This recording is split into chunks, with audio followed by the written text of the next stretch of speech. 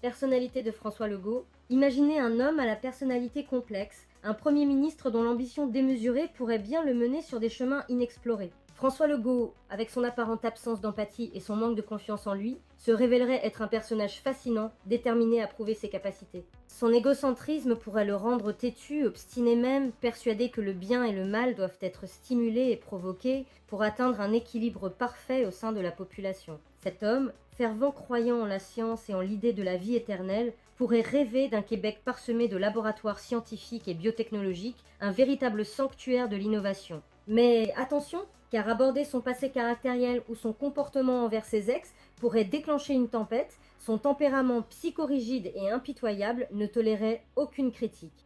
Enfin, il se pourrait qu'il ait une vision singulière de la démographie québécoise, cherchant à contrôler les relations amoureuses et les orientations promues, comme s'il souhaitait sculpter l'avenir de sa province selon ses propres idéaux. Qui est vraiment François Legault? Un visionnaire ou un homme enfermé dans ses propres certitudes? La réponse pourrait bien façonner l'avenir du Québec.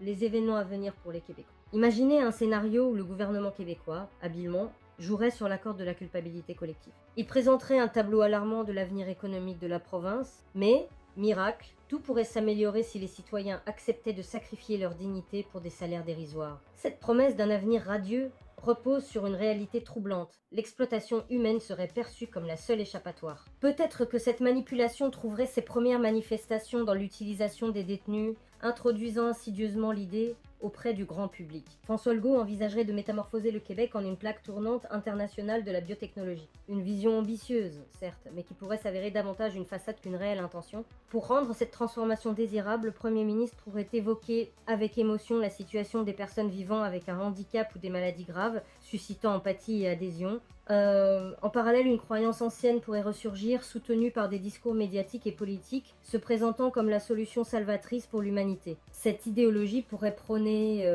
des orientations amoureuses jugées marginales, souvent déconnectées de la procréation traditionnelle. Quant à la manipulation démographique, elle serait déjà dans l'air du temps, bien que son application concrète reste à définir. Loin d'être une simple théorie, il se pourrait que des migrants et des citoyens québécois en situation précaire soient les premières cibles d'une exploitation insidieuse. Le corps humain, dans sa vulnérabilité, deviendrait ainsi un bien convoité. Les médias, qu'ils soient traditionnels ou numériques, s'emparaient de cette ancienne croyance pour promouvoir des naissances améliorées, modifiant la nature même de la procréation, tout cela sous couvert de protection et d'innovation. Des contrats juteux avec des laboratoires biotechnologiques pourraient donner corps à ces ambitions. Face à une telle perspective, une inquiétude grandissante parmi les citoyens pourrait conduire à une chute de la natalité au Québec, un effet secondaire que le gouvernement pourrait en réalité anticiper, s'inscrivant ainsi dans une stratégie de manipulation démographique savamment orchestrée.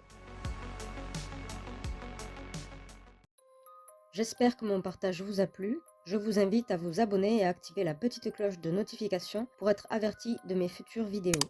N'hésitez pas à cliquer sur le pouce bleu et à me laisser un commentaire dans l'espace concerné si vous avez apprécié mon contenu.